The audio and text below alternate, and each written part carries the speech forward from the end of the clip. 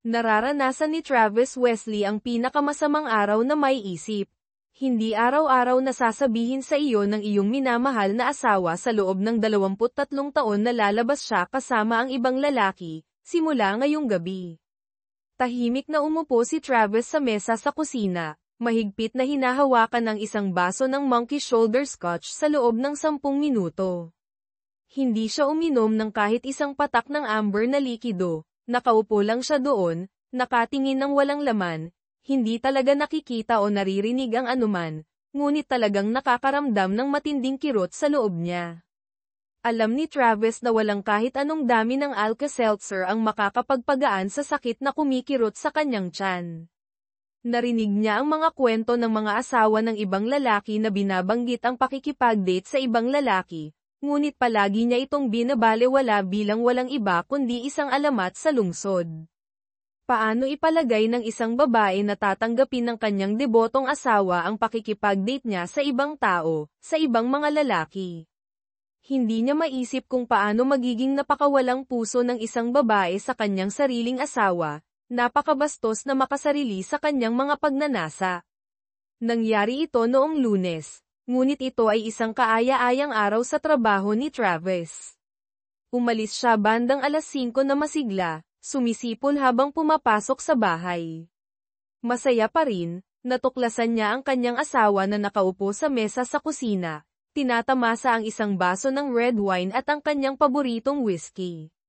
Sa pagkuha ng kanyang karaniwang pwesto, ibinaba niya ang kanyang briefcase, nagbuhos ng 3 daliri ng likido, at umupo sa kanyang upuan. Ano ang nasa isip mo, Lauren? Tanong ni Travis, napansin ang isang nakakalokong ngiti sa kanyang mukha. Sinalubong niya ang kanyang tingin ng diretso, bahagyang nakakaloko ang kanyang ngiti. Ang nakita niya sa kanyang mga mata ay hindi nakakaginhawa. Hindi siya komportableng gumalaw sa kanyang upuan.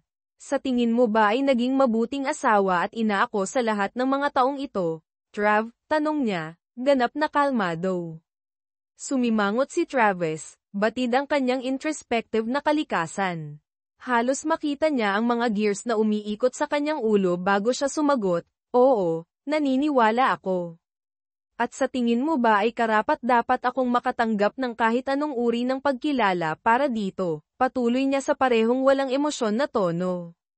Gumugol pa si Travis ng ilang sandali upang pag-isipang mabuti ang tanong. Kaya, dapat ba akong umasa ng gantimpala sa paggawa ng inaasahan sa isang mabuting asawa at ama? Bakit mo nga ba ako tinatanong nito, Lauren? Bulyo niya ng may inis. Travis, ngayon gusto kong lumabas sa isang date kasama ang ibang lalaki, sabi niya ng mahinahon, kasing tahimik ng isang lawa sa isang perpektong umaga. Nagpapasalamat si Travis na nakaupo siya. Nakaramdam siya ng pag-akyat ng apdo sa kanyang lalamunan, ang kanyang isip ay parang isang banorang blackboard, ganap na blanko habang nagpupumilit siyang i-proseso ang kanyang kahilingan na pumunta sa isang date kasama ang ibang lalaki. Tinitigan ni Lauren ang kanyang asawa ng isang tingin na nagparamdam sa kanya na parang isang hanggal na bata, at dahan-dahan siyang tumango. Oo, sa ibang lalaki, Trav.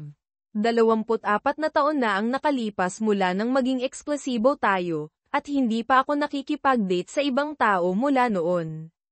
Naging tapat akong asawa at debotong ina sa ating mga anak, at naniniwala akong karapat-dapat akong magkaroon ng isang gabi kasama ang ibang tao, isang pagkakataon lang na makaranas ng bago, hindi naghahanap ng pag-ibig, ngunit naghahanap ng kasiyahan, pagtatalik lang, paliwanag niya. 47 na ako, at hindi ako magiging kaakit-akit magpakailanman. Gusto kong tuklasin ang iba pang mga opsyon habang kaakit-akit pa ako at kaya ko silang magkaroon sa aking mga kamay. Dahan-daang bumagsak ang panga ni Travis sa hindi paniniwala. Alam niyang narinig niya ng tama ang kanyang asawa, ngunit tiyak na hindi siya nagbibiro, hindi ba? Hindi na niya kailangang sabihin ang tanong. Tumango si Lauren sa kanya na para bang nababasa niya ang kanyang mga iniisip. Bulong niya, habang tumatayo siya mula sa mesa at umaakyat sa hagdan upang magpalit ng damit. Bumaba ilang sandali ang lumipas, Mukhang nakamamangha si Lauren sa isang maliit na itim na damit na yumayakap sa kanyang figura. Nagtatampok ito ng isang mapangahas na hiwa na nagpapakita ng bahagi ng kanyang dibdib ng walang bra, at bahagya itong umabot sa gitna ng hita ang haba. Ang kanyang make-up ay banayad, ang isang magandang babae ay hindi nangangailangan ng maraming palamuti, at ang kanyang mahabang blondeng buhok ay nakatali pabalik sa isang mataas na ponytail. Ito ay isang tanawin na dapat masilayan. Napansin ni Lauren na, sa sandaling iyon, ang kanyang asawa ay ganap na nasa ilalim ng kanyang spell. Hindi ko ito papayagan, Lauren, deklarasyon ni Travis, tumayo mula sa kanyang upuan. Hindi ko alam kung ano ang iniisip mo o kung ano ang binabalak mo, ngunit hindi mo ito itutuloy habang asawa pa rin kita. Ang maliwanag ng ngiti ni Lauren ay nabaluktot sa isang mapait na ngisi.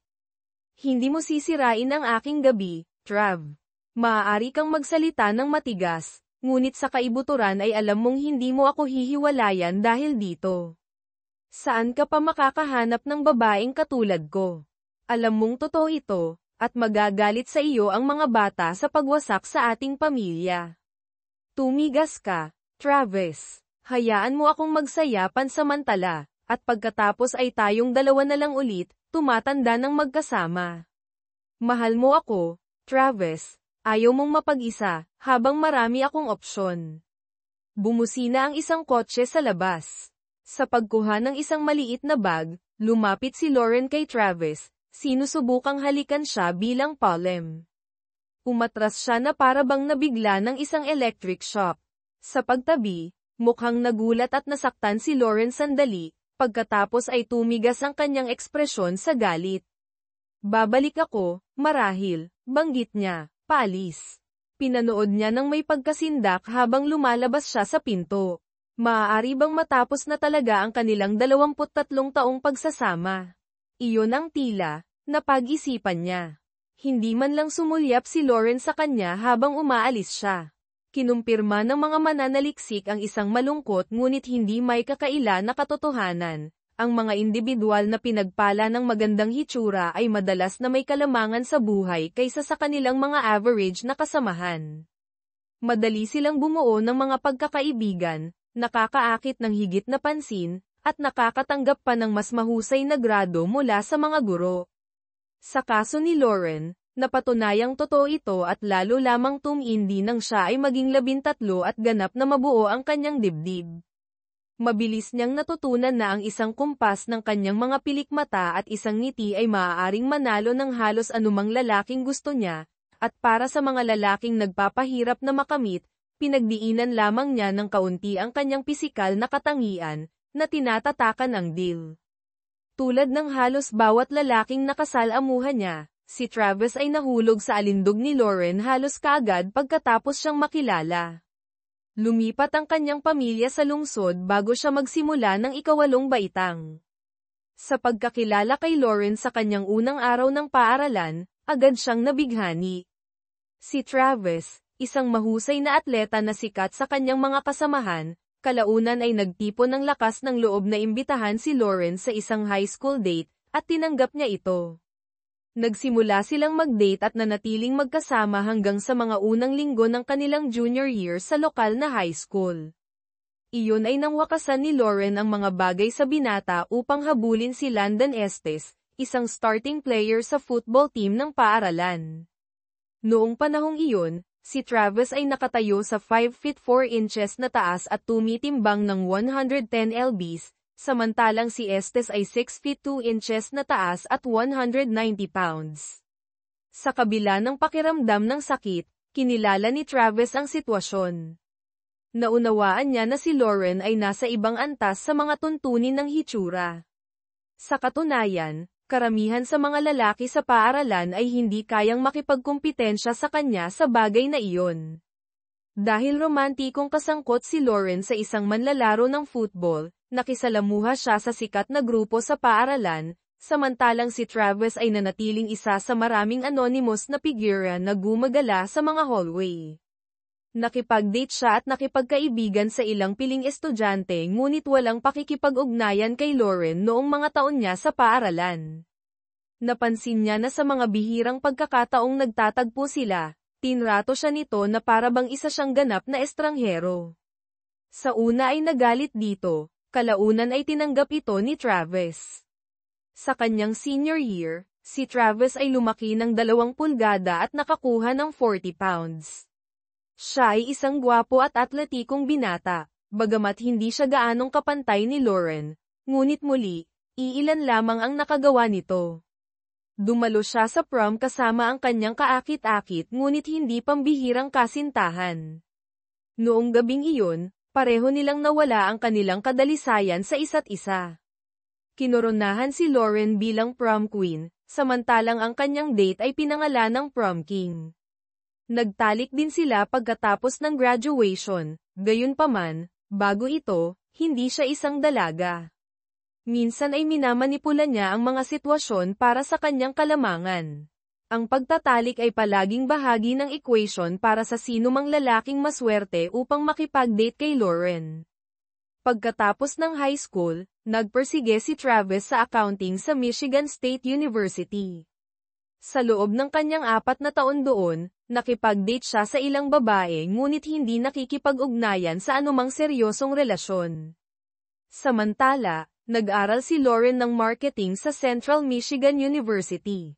Nakipag-date siya at natulog kasama ang maraming lalaki noong mga taon niya sa kolehiyo, nakisangkot pa sa isang propesor ng marketing upang mapabuti ang B sa isang A pagkatapos ng maraming taon na pinagnanasaan. Si Lauren ay naging napakahusay sa laro.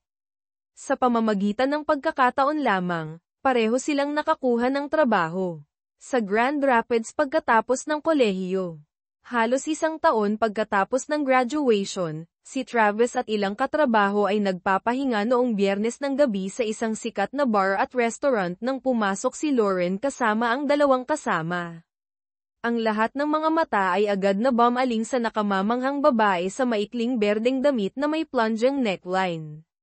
Bahagyang kinilala ni Lauren ang atensyon, noon, naging routine na ito para sa kanya.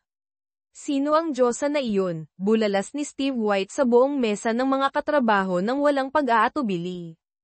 Agad na sumagot si Travis, mga ginoo at ginang, kilalanin si Lauren SS, Diyosa at ang aking middle school sweetheart.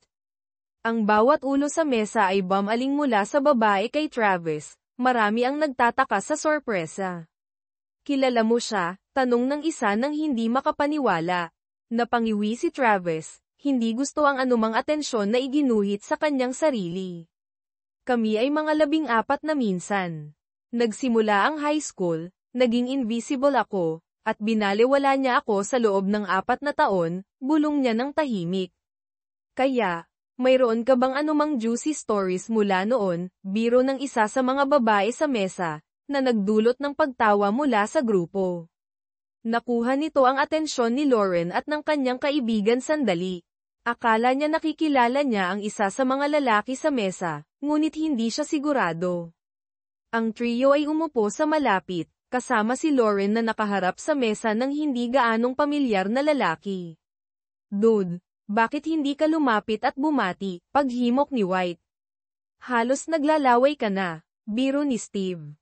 Si Casey Gardel, isa pang kasamahan, ay nagdagdag, nagpanggap siyang hindi niya ako kilala sa loob ng 4 na taon. Hindi ko maintindihan kung bakit niya ako maaalala ngayon, bulong ni Travis, tumatango bilang pagsang-ayon sa ilang iba pa. Samantala, pinagmasdan ni Lauren ang lalaki habang tinatamasa ang kanyang pagkain. Pagkatapos ay pumitik siya ng kanyang mga daliri at itinuro siya. Hindi matalino, pag-iingat ni Lauren sa isa sa kanyang mga kaibigan. Ang pagturo sa isang tao sa isang restaurant ay maaaring humantong sa problema sa ilang lugar. Hindi niya pinansin ang komento ng kanyang kaibigan. Babalik ako maya-maya, deklarasyon niya. Kailangan kong batiin ang isang lumang kaibigan. Halos tumalon si Lauren mula sa kanyang upuan at lumapit sa mesa ni Travis. Trav, hello. Tuwang-tuwa akong makita ka, bulalas ni Lauren habang papalapit siya sa kanya. Iminulat ni Travis ang kanyang mga mata sa kanyang mga kaibigan bago bumaling upang harapin ang kanyang dating kaklase ng may pilit na ngiti. Lauren, masaya akong makita ka. Tugon ni Travis, halos walang emosyon, tumatayo mula sa kanyang upuan. Isinara ni Lauren ang distansya sa pagitan nila at mahinang hinalikan si Travis sa mga labi, inilalagay ang kanyang mga kamay sa kanyang mga balikat. Nakaupo ang kanilang mga kasamahan sa hindi paniniwala. Si Travis din ay nagulat. Napansin ito ni Lauren at pinakitaan siya ng isang ngiti na hindi gaanong inosente. Naging komportable siya sa paglalaro ng larong ito, alam na hindi niya ito kayang gantihan. Bumalik tayo sa aming mesa, ipapakilala kita sa aking mga kaibigan, mungkahi niya, hinawakan ang kanyang kamay at halos hinihila siya. Ginugol niya ang karamihan ng gabi kasama si Lauren at ang kanyang dalawang kaibigan bago umalis. Kinuha ni Lauren ang kanyang telepono, idinagdag ang kanyang numero, at itinago ang kanya para sa sarili. Nakita ni Lauren na nakakaintriga na si Travis ay tila walang pakialam sa kanya. Ito ay isang bagong karanasan para sa kanya. Siya ay magalang sa restaurant ngunit hinati ang kanyang atensyon ng pantay sa pagitan niya at ng kanyang mga kaibigan sa buong gabi. Bagamat hinalikan niya ito ng ilang beses, hindi siya tumugon. Noong Lunes ng umaga, tinanong siya ng mga katrabaho ni Travis sa bar tungkol sa kanyang pakikipag-ugnayan sa nakamamanghang babae at nagulat nang ibunyag niyang nanatili lamang siya sa bar sa loob lamang ng isang oras bago umuwi. Nakamamangha siya, ngunit wala siya sa liga ko ng mga 14 na antas. Naiintindihan ko, ungol niya. Hindi ko kailangan ang ganyang uri ng drama. Nakasalamuha si Travis ng isang katulad na pagkabalisa sa parking lot sa kanyang pinagtatrabahuhan 2 araw pagkatapos niyang umalis sa trabaho. Bumulong siya sa kanyang sarili nang makita siyang naghihintay sa tabi ng kotse, bagamat atubili niyang kinilala na, nakasuot ng isang sukat na masyadong maliit, nagpapalabas siya ng hindi may kakaila na alindog. Bakit hindi ka tumawag, Trav? Bulong niya ng mahina habang papalapit siya. Nilabanan ni Travis ang pagnanasang palawakin ang kanyang mga mata habang sinusuri niya ang figura ni Lauren na parang isang nagugutom na lalaki na nakasil. Well, hindi ko sinasabing hindi ako curious, pero hindi ko ipagkakanulo si Travis, sagot ni Lauren. Nitong mga nakaraang buwan, napansin niya ang pagbaba ng atensyon mula sa mga lalaki sa mga bar at restaurant, kung saan ang mga nakababatang babae ang madalas na nakakatanggap ng mga tingin na dati sa kanya nakatuon, na nagdulot ng pagdududa sa kanyang alindog. Laruin natin ang what-if game. Paano kung binigyan ka ng hobby mo ng green light? Anong gagawin mo? Tanong ni Rose. Ipinakita ng ekspresyon ni Lauren na hindi pa niya napag-isipan ang ganitong senaryo. Naghalo-halo ang mga iniisip sa kanyang isip. Siguro kung may basbas ako niya, magbabago ang lahat. Pag-amin ni Lauren na may nakakalokong ngiti. Naisip mo na bang hingin yun? Suhestyon ni Rose. Sabi nila, lahat ng bagay na gustong-gusto mo, kailangan mong hingin. Hindi pa ito naisip ni Lauren, saglit na nagningning ang kanyang mukha sa interes bago dumilim sa pag-aalinlangan. Hindi niya ako bibigyan ng pahintulot. Never, giit ni Lauren. Kailangan ko bang gawin ang lahat para sa iyo? Tanong ni Rose, nagpapahiwatig ng pahintulot. Sabihin mo sa kanya tapos kunin mo ang gusto mo kahit ano pa ang sagot niya. Kumbinsihin mo siya na sapat ang pagmamahal niya sa iyo para payagan yun, na malalampasan ninyo to ng magkasama. Hindi pagmamahal ang problema, siya lang ang mahal mo. Napukaw si Travis sa tunog ng kotse na papalapit sa bahay. Napagtantong lampas na ng 3 AM pagtingin sa halos walang lamang bote ng Woodford Reserve, biniro niya si Lauren nang pumasok ito, great night, ha? Sinuri niya ang anyo ng kanyang asawa, gusot ang buhok, walang make-up, lukot ang damit. Mukhang mas smug pa siya kaysa nagsisisi. Pwede ko ring sabihin yan sa'yo, sagot niya. Hindi mo na kailangang maghintay, alam mo. Matutulog na ako, at ikaw siguro. Pero hindi na mauulit sa'yo, bawi niya. Tiningnan siya ni Lauren nang may paghamak at umakyat sa hagdan. Nagbuhos pa ng bourbon si Travis at ipinagpatuloy ang panonood ng ESPN. Ginugol niya ang gabi sa kanyang recliner, kumakalam ang tiyan. Pagsapit ng siyam, naghanda siya ng almusal. Habang kumakain siya, narinig niya ang shower sa master bathroom. Karaniwan, bababa si Lauren na nakaroba, balot ang buhok. Ngayon, lumabas siyang napakaganda ng bihis at makeup. May iniwan ka bang pagkain para sa akin? Tanong niya. Nagtimpla ako ng kape pero pwede kang magluto para sa sarili mo. At dahil bihis ka na, oras na para mag-usap, mariing sabi niya. Nagulat si Lauren sa stoicism ni Travis. Inaasahan niyang magngingit-ngit ito ng walang dahilan. Madaling manipulahin ang rasyonal na Travis, ginagawang mas mahirap ang pag-uusap. Ayaw mo bang marinig ang tungkol kagabi? Mahinang tanong niya. Napansin ni Travis ang kanyang air of superiority. Talaga bang naniniwala siyang gustong marinig ni Travis ang tungkol sa pagtataksil sa kanya? Halos hindi. Gusto kong malaman ang plano mo para sa pagsasama natin sa hinaharap, sagot ni Travis ng pantay. Gaya ng nabanggit ko kahapon, plano kong tuklasin ang ibang lalaki sa loob ng ilang taon. Lovemaking lang, walang pagmamahal. Ikaw lang ang mahal ko, pero gusto ko ang kilig ng bago. Kahanga-hanga ka sa kama pero naghahanap ako ng iba't ibang karanasan. Gusto kong maranasan ang ibang lalaki habang kaakit-akit pa ako. Nag-ukol ako ng 23 taon sa iyo nang walang iniisip na pagtataksil. Hinahanap ko ang excitement ng hindi pa alam.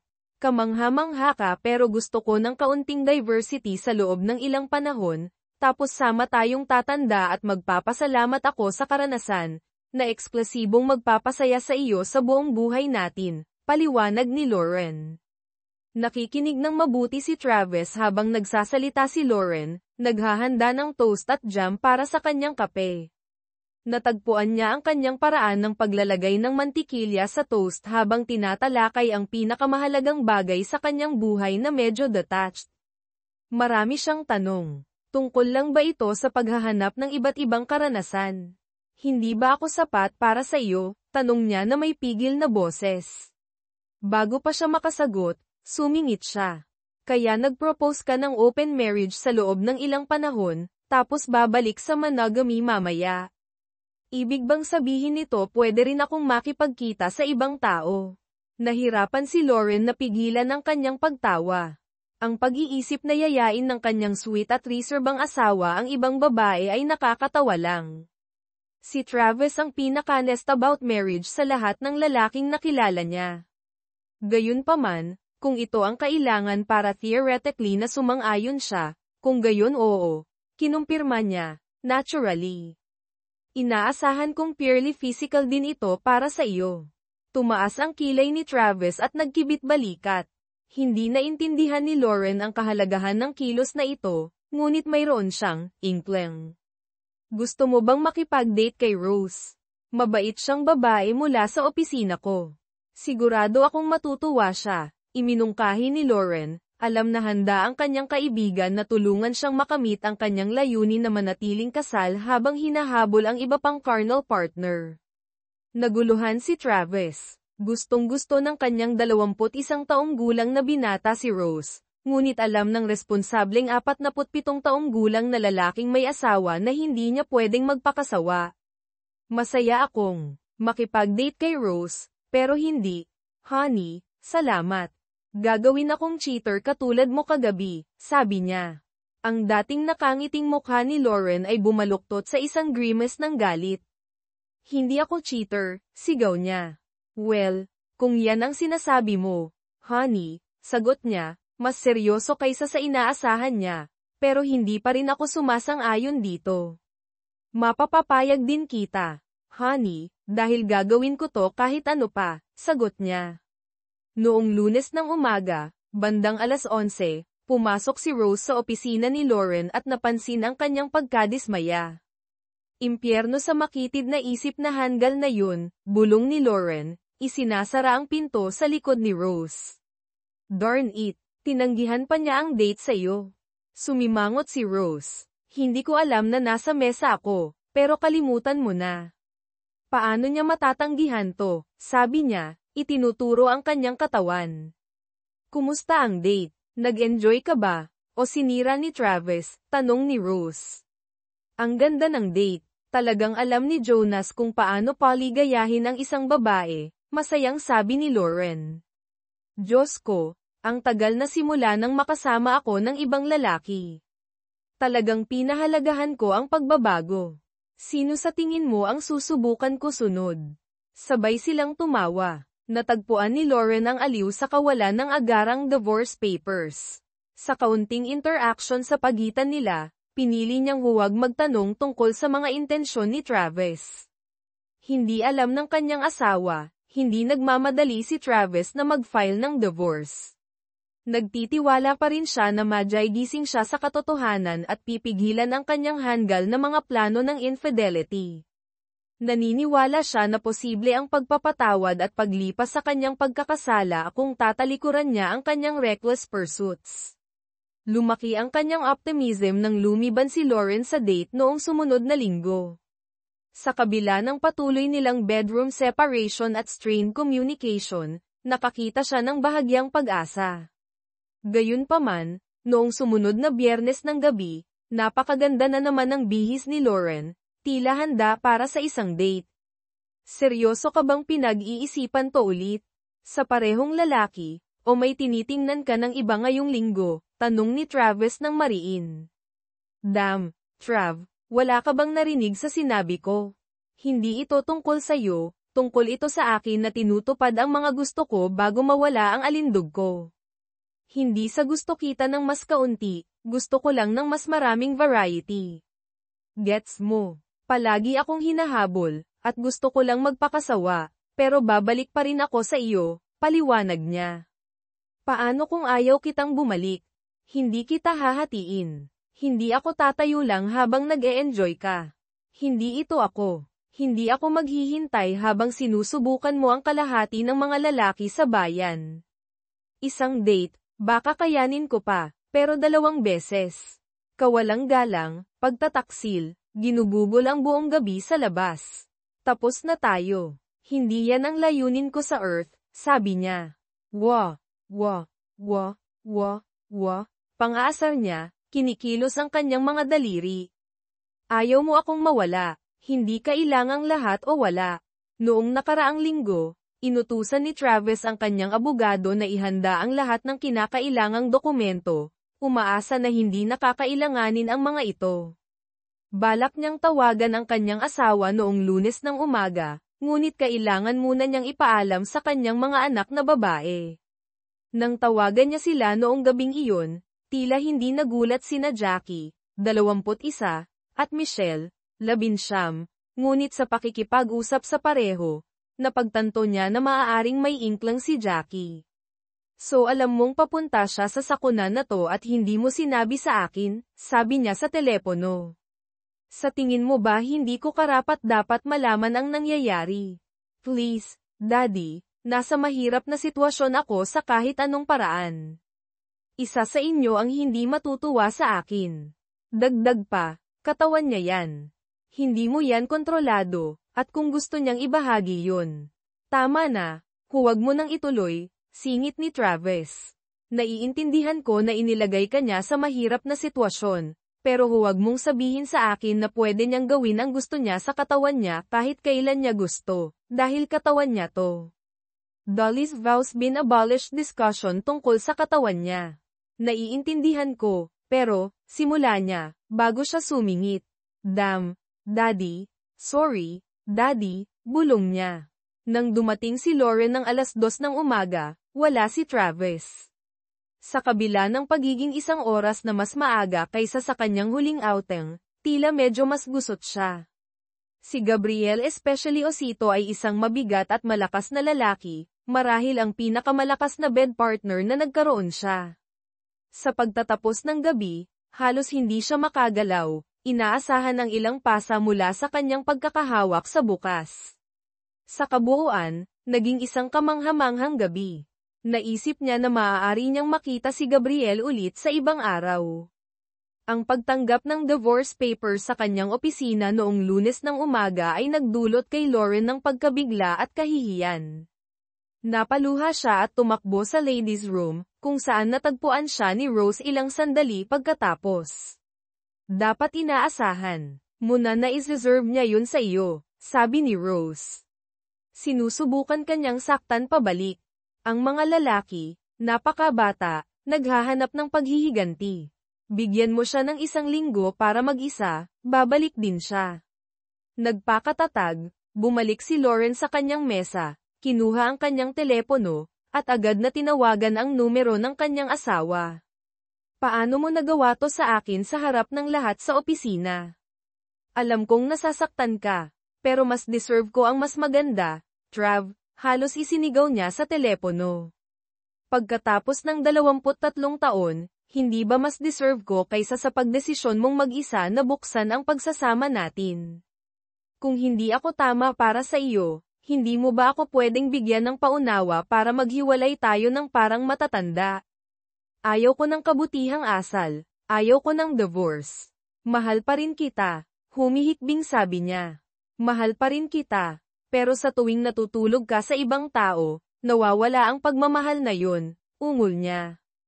Hindi bottomless ang pagmamahal ko tulad ng sayo. Palagi kong pinaniniwalaan na baka pareho tayong mali. Sa kabila ng pagtutol ni Travis, itinuloy ni Lauren ang divorce. Inayos ng kanyang abogado ang marriage counseling, kung saan ayaw makilahok si Travis. Pagpasok nila sa opisina ng consultant, nagulat sila na naghihintay si Lillian Kamek. Ang data tungkol sa marriage counselors ay nagpapahiwatig na karamihan ay naglalayong pagkasunduin ang nagdi-divorce na mag-asawa, kadalasan ay may bias na pumapabor sa mga babae, simula ng consultant. Magsimula tayo sa mga basic, Mrs. Wesley. Totoo bang ipinaalam mo sa iyong asawa ang tungkol sa iyong intensyon na makipag-date sa ibang lalaki sa loob ng ilang taon? Sinubukan ni Travis na itago ang kanyang smirk. Nahirapan si Lauren na itago ang kanyang pagkabigla.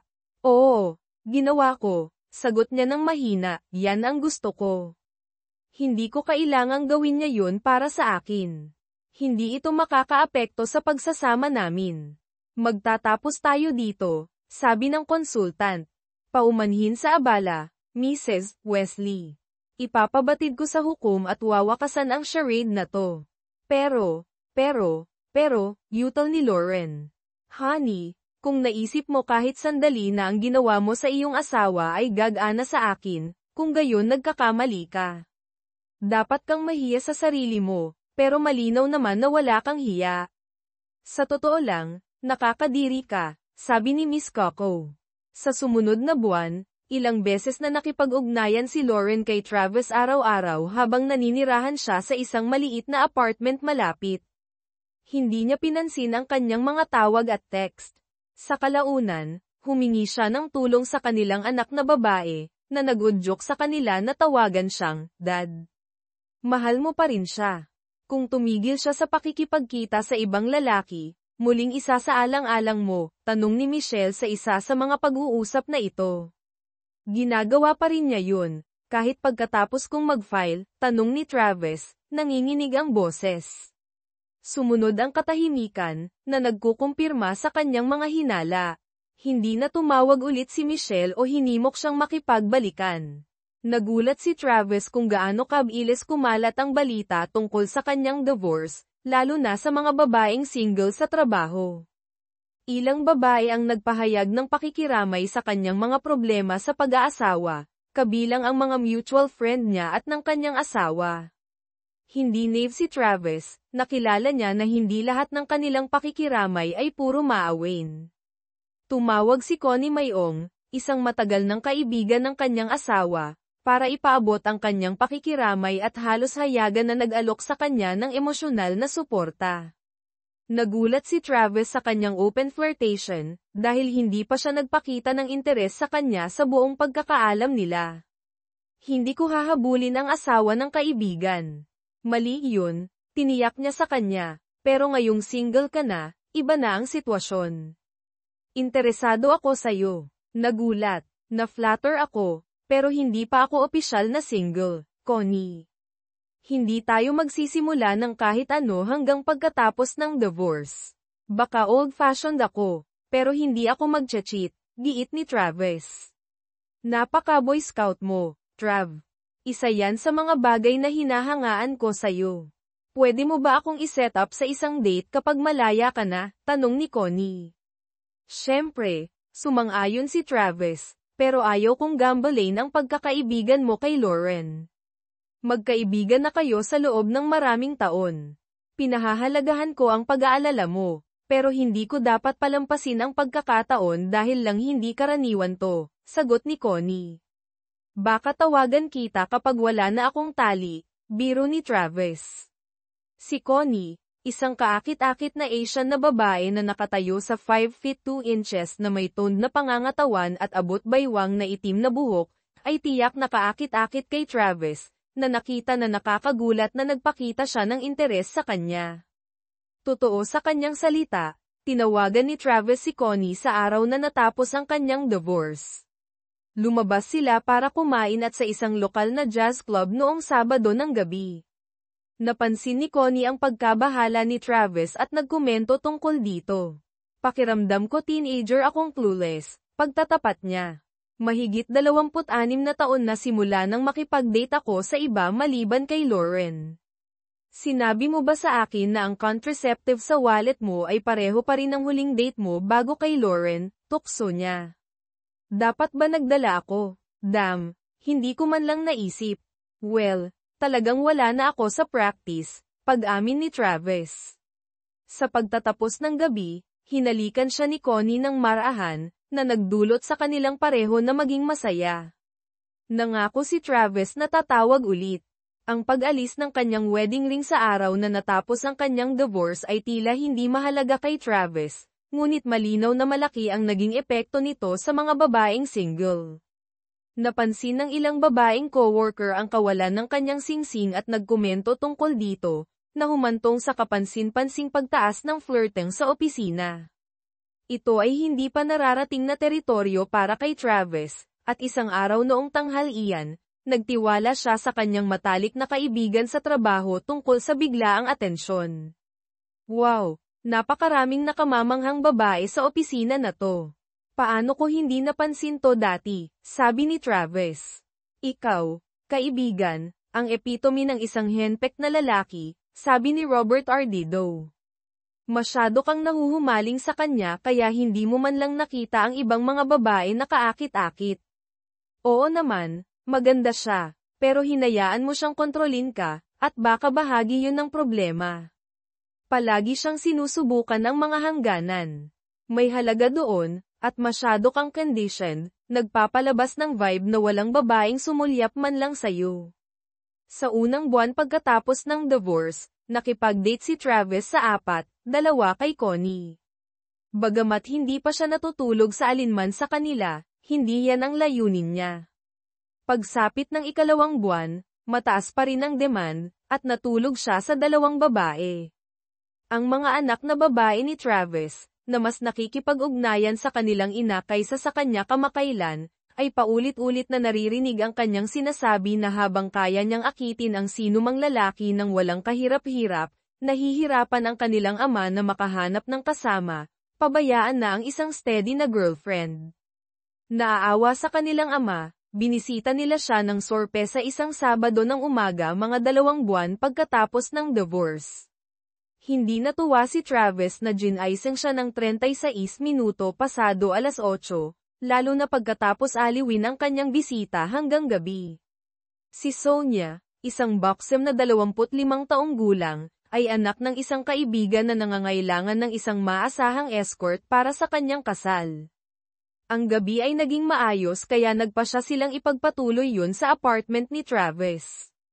Habang natutulog si Sonia sa kanyang kama, si Travis, na nakasuot ng roba, ay binuksan ang pinto at natagpuan ang kanyang mga anak na babae na nakangiti na may mga bag ng breakfast goodies. Anong nangyayari? Tanong niya, nagulat nang pumasok sila.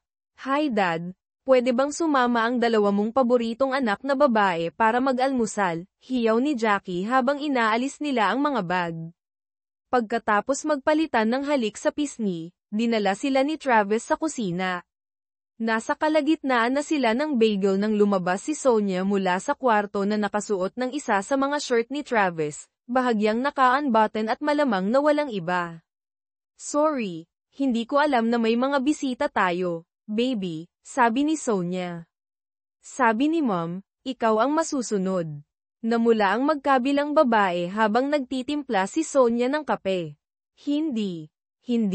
Sonia, mga anak ko to, sina Jackie at Michelle, paglilinaw ni Travis, itinuturo ang bawat isa. Nag-aalmusal kami, bagels na may salmon.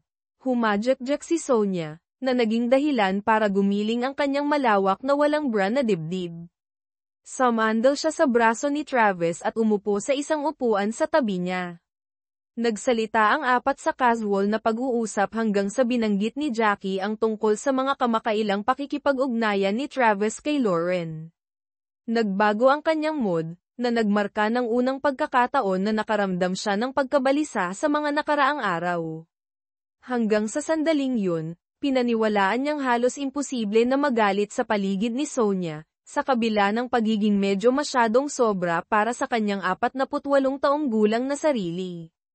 Aminado ako, pa, akala namin baka nami-miss mo na si Mama, puna ni Michelle. Alam naming nami-miss ka niya, pero akala namin kapag wala ka na, mamumuhay na siya ng sagad-sagaran.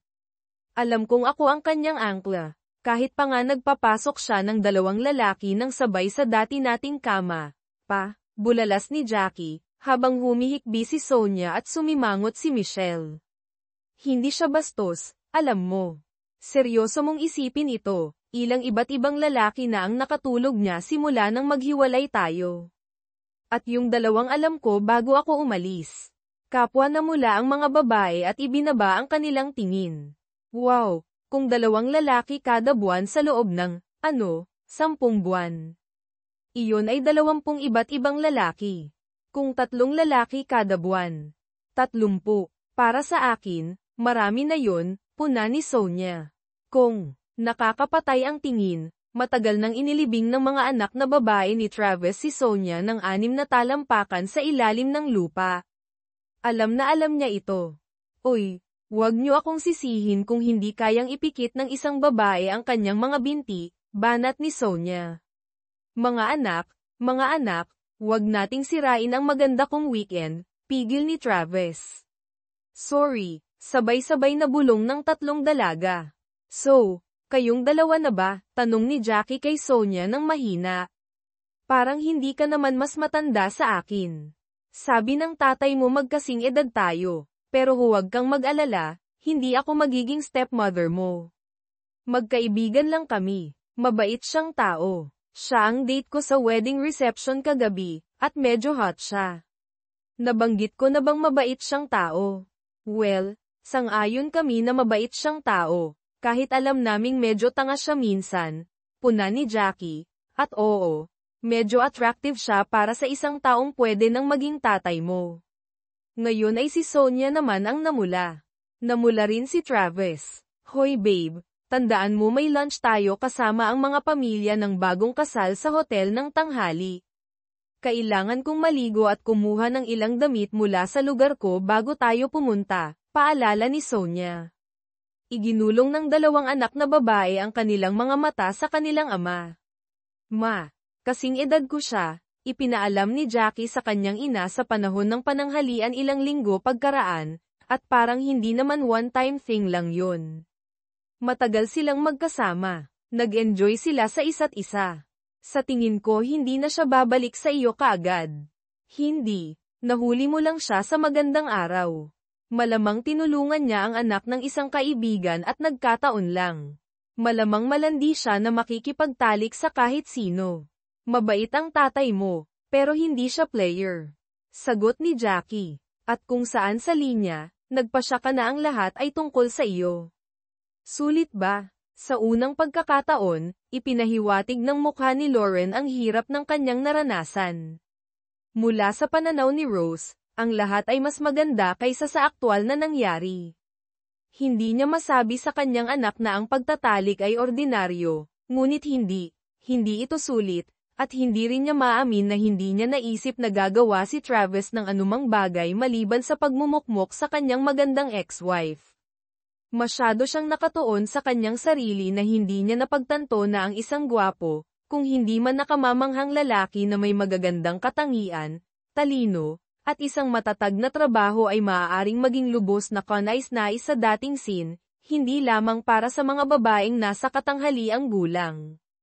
Alam niya na ang post-divorce Travis ay nakipag-date sa ilang babae, kasama na ang kanyang matandang kaibigan na si Connie, at ngayon sa ilang bata, malandi na babae na pareho ng edad ng kanilang panganay na anak na babae.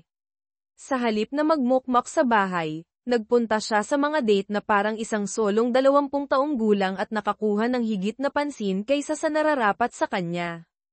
Nang matuklasan niya na ang kanyang kaibigan ay nakikipag-date sa kanyang ex, itinago niya ito sa kanyang sarili, sa pag-aakalang ito ay dahil sa awa, ngunit nang mangyari ang pangalawang date, kinumpronta niya si Connie ng pribado, na ang kanyang boses ay kapansin-pansing tumaas. Akala ko magkaibigan tayo, Connie, bulalas ni Lauren. Dapat sinusuportahan mo ako. Kailangang suportahan ng mga babae ang isa't isa. Pero hindi ka naman sinaktan ni Travis, Lauren.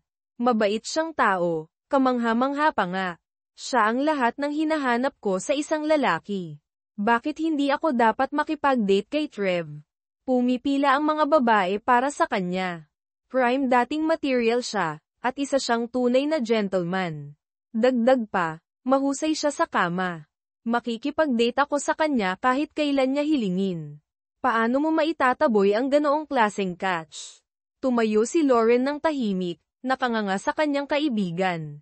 Nagsisimula na siyang mapagtanto na ang kanyang pagkakamali ay lumalaki. Mahal niya si Travis at kinamumuhian niya ang pagbalik sa isang walang laman na bahay araw-araw, na kinatatakutan ang pagtulog ng mag-isa sa gabi.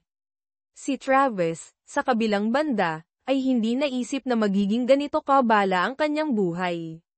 Makukontento na sana siya sa kanyang dating, makamundong gawain, ngunit bukod doon, maganda ang trato sa kanya ng buhay. Nakapagpapabusog ang trabaho at masigla ang kanyang buhay panlipunan. Nag-enjoy siya sa pakikisama sa mga babae ng iba't ibang edad, na marami sa kanyang mga date ay humahantong sa pagiging malapit. Hindi siya aktibong naghahanap ng pangmatagalang commitment, ngunit natutuwa siya sa pagkakaiba-iba.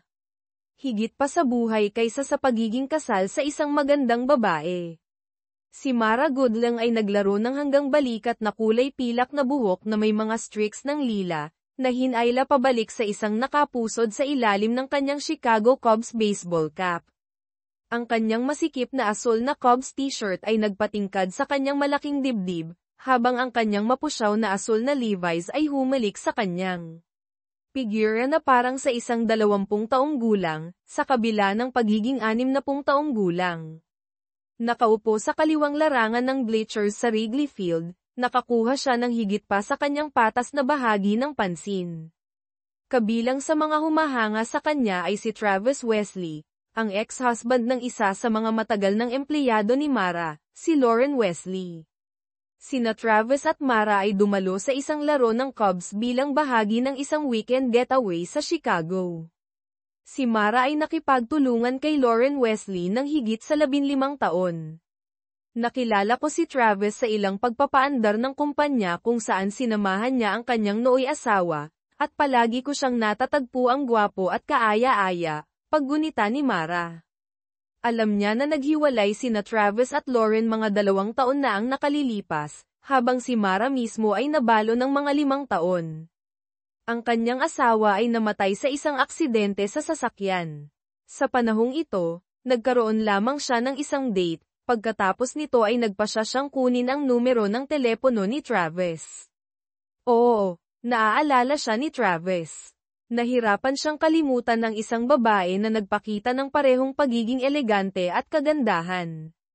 Magiging interesado siyang makipag-dinner sa kanya. Talagang sumang-ayon siya. Ito ay nangyari ilang buwan bago ang kasalukuyang sandali. Ang kanilang paunang date ay naganap sa isang high-end na restaurant, na sinundan ng isang konsyerto sa Philharmonic, na may ibinigay na mga tiket si Mara. Ang gabi ay nagtapos sa isang halik sa kanyang doorstep. Ang kanilang pangalawang date ay kinasangkutan ng isang pag-akyat sa bundok sa Sabado, kung saan si Travis ay nagpahinga paminsan-minsan, na nagdulot ng mga paghikhik kay Mara. Lumalabas na siya at ang kanyang yumaong asawa ay mga masugid na hiker at climber. Sa kabila ng paniniwala ni Travis sa kanyang fitness, natuklasan niyang nagkakamali siya. Nalaman din niya ang tungkol sa toned na pangangatawan ni Mara para sa kanyang edad at kaakit-akit na kulay abong mga mata. Ang date ay nagtapos sa masuyong pagtatalik sa living room rug ni Mara, kasunod ng isang madamdaming make-out session sa kanyang sofa. Ang kanyang timpla ng pagiging sopistikado at kagandahan ng babaeng kapitbahay ay nakintal sa kanya. Masigasig na sumang-ayon si Mara nang imungkahi ni Travis ang isang weekend ng pamamasyal sa Chicago bilang kanilang ikatlong date. Sa kanilang unang pamamasyal, binanggit ni Mara kay Travis na wala siyang balak na ipaalam kay Lauren ang tungkol sa kanilang relasyon. Habang hindi niya itatanggi kung tatanungin, wala siyang balak na ipalaganap ang katotohanan. Ipinagbigay alam din ni Mara kay Travis na ipinaalam ni Lauren sa kanyang mga kasamahan na naghihiwalay sila ni Travis dahil sa mga hindi maayos na pagkakaiba. Inulit ni Travis ang parehong kwento na sinabi niya sa iba. Niloko siya ni Lauren sa hindi bababa sa dalawang lalaki, nang hindi nagdedetalye pa. Sa 2 taon pagkatapos ng diborsyo, nakabuo si Travis ng ilang matatag na relasyon at natuwa sa itinuturing niyang isang pambihirang buhay sa kama. Pinahahalagahan siya ng kanyang mga partner, na ang ilan ay naghahangad na maging higit pa sa mga partner lamang, habang si Travis ay naglalayong muling itayo ang tiwala sa mga babae at ituloy ang kasal. Iba ang intensyon ni Lauren. Gaya ng ipinahayag niya sa kanyang nooy asawa bago ang kanilang paunang date, naghangad lamang siya ng pagnanasa ng laman. Bagamat kaakit-akit pa rin sa marami, hindi siya naghahanap ng emosyonal na koneksyon tulad ng karamihan sa kanyang mga kasama. Ang pangunahing kaibahan na ito sa pagitan ng mga ex-partner ay nagdulot ng problema kay Jackie, na lubos na nakikibahagi sa mga paghahanda sa kasal na pinondohan ng kanyang masayang ama. Nang imungkahi ni Lauren kay Jackie na dumalo ang parehong magulang sa kasal na walang kasama upang maibsan ang tensyon, madaling sumang-ayon si Jackie at ipinaalam ang ideya sa kanyang ama sa pananghalian ng linggong iyon. Ito ba ang iyong makinang na ideya o sa iyong ina? Tanong ni Travis ng mahigpit. Balak kong magdala ng isang babae. Ako ang nagbabayad para sa pagtitipon na ito, at plano kong tamasahin ito kasama ang aking kasama. Nag-aral ka na ba ng sayaw, gaya ng ginawa ko, partikular para sa aking kasal?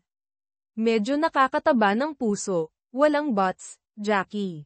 Halata namang sinusubukan niya akong gipitin, kumikilos ng makasarili upang impluwensyahan ang sitwasyon sa kanyang pabor. Pasensya na, ngunit hindi ako dadalo sa kasal ng aking anak nang walang date. Kung kulang ka sa tapang para ipaalam sa kanya. Kung gayon tiyak na gagawin ko. Maaari siyang dumating ng mag-isa o kasama ang isang kasama na kanyang pinili. Dadalhin ko ang akin, pagpapatibay ni Travis. Naintindihan, pa. Kakausapin ko siya. Pinahahalagahan ko ang iyong pananaw at sabik akong makita kang sumayaw, ngunit maaari bang magdala ka ng isang taong mas malapit sa iyong edad? Makakayanan ko iyon, ngunit panoorin mo kaming sumayaw ni Sonia. Ngumiti si Travis, na tumanggap ng pantay na malawak na ngiti bilang kapalit. Inihatid ni Travis si Connie Mayong sa kasal, sa kabila ng kanilang hindi pagkakasundo tungkol sa sea green dress na binili niya para sa kanya. Ikinatwiran ni Travis na bilang ama ng kasal, na nakasuot ng tuxedo, kailangan niya ng bagong damit, na masaya niyang pinondohan. At alam kong nangangailangan ito ng sapatos, dagdag niya ng nakangiti. Ang paglalakad sa kanyang panganay na anak na babae sa aisle ay napatunayang isa sa mga pinakamatamis na karanasan para kay Travis. Lahat ito ay tulad ng inilarawan ng ibang mga ama, gayunpaman kinilala niya na ito ay isang kahanga-hangang araw. Siya, si Connie, at ang kanyang mga anak ay nagalak sa kasiyahan, na nagsayaw ng huli sa gabi. Ang nag-iisang discordant na sandali ay lumitaw nang dumating ang kanyang ex-wife kasama ang kanyang sariling date. Habang nanatiling walang pakialam si Travis, ginugol ng lalaki ang karamihan ng kasal sa pagtitig kay Travis, at sa paglaon, sa ilang babae, na kumilos na parang isang bastos na lasing. Sa kahilingan ni Jackie, mabilis na inilabas ni Lauren ang lalaki, na halatang napahiya. Sa isang maikling pakikipagtagpo sa restroom, kinumpronta ni Lauren si Connie, na inakusahan siya ng pagnanakaw ng kanyang lalaki. Kalmadong itinanggi ni Connie ang akusasyon, na sinasabing diniborsyo ni Travis si Lauren bago sila nagsimulang mag-date. Tumahimik si Lauren, na pinayagang lumabas si Connie nang walang karagdagang pagtatalo, na ayaw sirain ang espesyal na araw ng pamilya. Pagkalipas ng ilang buwan pagkatapos ng kasal, dinalaw ni Michelle ang kanyang ama at lumitaw na hindi mapakali. Pinagmasdan siya ni Travis sa loob ng ilang sandali bago magtanong, "Okay, Mitch, anong problema?" Parang balisa ka buong gabi. Namula ng husto si Michelle at nagsimulang mautol. Nararamdaman ni Travis na may mali. Pa, alam mo minsan pinag-uusapan ni Mama ang pakikipagkasundo sa iyo, tungkol sa pagbawi sa iyo kapag tumigil na siya sa pakikipagkita sa ibang mga lalaki. Nagkaroon ba kayong dalawa ng anumang pagiging malapit o anumang bagay? Tanong niya. Hindi mo pakialam ang aking personal na buhay, binibini, sagot ni Travis, ngunit hindi ako nakipagtalik sa iyong ina. At ano, well, ang bagay kasi, may STD siya, pa. Narinig ko ang kanyang pag-uusap kasama ang kanyang mga kaibigan, at binanggit niya na mayroon siyang syphilis, pahayag ni Michelle ng tahimik, na iniiwasan ang tingin ng kanyang ama. Nagulat si Travis, pagkatapos ay nalungkot, habang pinapanood siya ni Michelle mula sa sulok ng kanyang mata. Sa palagay ko sinasabi mo sa akin dahil nag-aalala ka sa akin, sabi ni Travis, ngunit karaniwang protocol na ipaalam sa lahat ng potensyal na partner ang tungkol sa sakit upang makapagpasuri sila. Hindi ko alam iyon. Nag-aalala lang ako sa iyo, pa, sagot niya. Alam kong nakikipagkita pa rin si Mama sa ibang mga tao. Binabalaan ako ng ilan sa aking mga kaibigan na medyo malandi siya. Palaging awkward kapag sinasabi sa iyo ng isang kaibigan na hindi perpekto ang iyong ina. Pagkalipas ng ilang araw, nakatanggap si Travis ng isang nakakagambalang tawag mula kay Mara. Natanto niya na ibinabahagi niya ang mga alalahanin ni Michelle, malamang na nag-aalala rin tungkol sa kanyang sariling kalusugan. Kung iniisip mo kung nakipagtalik ako sa aking ex, ang sagot ay isang malaking hindi, tiniyak ni Travis. Maniwala ka sa akin, Mara, naiintindihan ko ang iyong pag-aalala, ngunit hindi ko makontrol ang mga aksyon ng aking ex, scandal, ang pinakamababang salitang narinig ko tungkol sa kanya kamakailan, puna ni Mara. Sa mga nakalipas na buwan, ang kanyang mga extracurricular activities ay naging sideline gossip. Tila sa haba ng kanyang pagiging single, lalo niyang binababa ang kanyang bantay. Ginagamit ni Lauren ang kanyang katayuan bilang leverage upang makuha muli si Travis. Nasisiyahan sa kanyang nakaraang mga karanasan, 6 na buwan pagkatapos ideklara na gumaling, binalak niya ang kanyang muling pagsasama. Nagtataglay pa rin siya ng ilang sama ng loob kay Travis sa pagsisimula ng kanilang diborsyo, na hindi ang kanyang orihinal na intensyon. Ipinapalagay niya na hindi maglakas loob na diborsyuhin siya ni Travis, na iniisip na hindi malamang na makakahanap siya ng isang taong kasing talento niya. Maaaring nagtagumpay ang kanyang plano kung hindi hinabol ng ibang mga babae si Travis. May tiwala sa kanyang pang-akit, hindi niya maisip na si Travis ay nabighani sa iba. Alam kong mahusay siya, ngunit hindi ba nakikita ng mga babaeng ito na hindi siya nasa antas ko? Panaghoy niya kay Rose isang gabi habang sumisip-sip sila ng margaritas na naghihintay sa kanilang mga date. Hinikayat ni Rose ang pamumuhay ng kanyang kaibigan, na minamaliit ang lalim ni Travis. Umaasa na magmumukmok si Travis habang nag-e-enjoy siya, pinapanatili ni na Lauren at Rose ang mga tab kay Travis pagkatapos ng ultimatum, upang lamang matagpuan na ang kanyang buhay sa kama pagkatapos ng diborsyo ay katunggali ng kanyang. Kung magiging tapat si Lauren, maaari niyang aminin na ang emosyonal na katuparan ng kanyang ex-husband ay tila nakahihigit. Habang talagang nasisiyahan si Travis sa mga date, ikinulong ni Lauren ang kanyang sarili sa kanyang bilog, bagaman walang pagiging malapit. Pagkatapos ng kanyang STD scare, Napansin niya ang isang matagalang lol. Siguro oras na para magsama silang muli ni Travis, pag-iisip niya. Nagulat si Travis sa boses sa kabilang dulo ng linya. Halos 2 taon na niyang hindi nakakausap ang kanyang ex-wife. Isa sa kanyang mga anak na babae ang dapat na nagbigay sa kanya ng kanyang bagong numero ng cellphone. Habang hindi niya sila pinagbawalan sa paggawa nito, nilinaw niya na hindi niya nakikita ang pangangailangan para sa direktang komunikasyon sa kanya muli. "Hi, Trev," huni niya sa kanyang pinakamatamis na tono. "Sa tingin ko oras na para mag-usap tayo. At akala ko sumang-ayon tayo na hindi mag-uusap hanggang sa magpakasal ang lalaki, ngunit dahil hindi pa iyon nangyayari, baka bumalik tayo sa pananahimik," sagot ni Travis. Parehong Travis pa rin, sinusubukan pa ring itanggi na mahal mo ako, ngunit sa kaibuturan, alam mong gusto mo akong bumalik, pagpupumilit niya. Parehong Lauren pa rin, sagot niya. Akala mo pa rin umiikot sa iyo ang lahat. Tingnan mo, Trav, alam kong galit ka pa rin sa akin, pero talagang mahal kita. Siguro dapat niloko na lang kita at itinago, pero magiging mapanlin lang iyon, pag-amin niya. Loko pa rin iyon, Lauren. Dahil lang sinabi mo sa akin na gagawin mo ito ay hindi ito nagiging mas hindi totoo. Ginawa mo ito dahil akala mo hindi kita iiwan. Sa tingin mo ba maliit lang ako, sabi ni Travis. Alam kong iniisip mong 10 ka, impyerno, 12, ngunit lampas doon maganda ka. Hindi ko kailangang manirahan sa iyong anino.